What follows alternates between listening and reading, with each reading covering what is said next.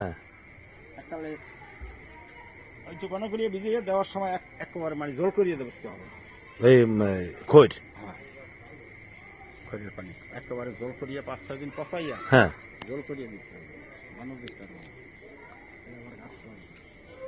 এই সাদা এই তোমার সাদা ওইটা হচ্ছে সাদা না, এটা হচ্ছে লাল, এটা লাল। হ্যাঁ এইটা সাদাটা বুঝেই যায়, বুঝে যায়।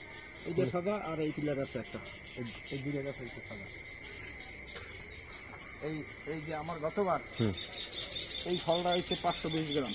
এই এই যে এখানে আচ্ছা আচ্ছা এখানে একটা লাগাইছি এইটাই। আচ্ছা এটা এইটাই না এইটাই বুঝছি বুঝছি, ওই মেইন গোড়াটাই। হ্যাঁ 520 গ্রাম।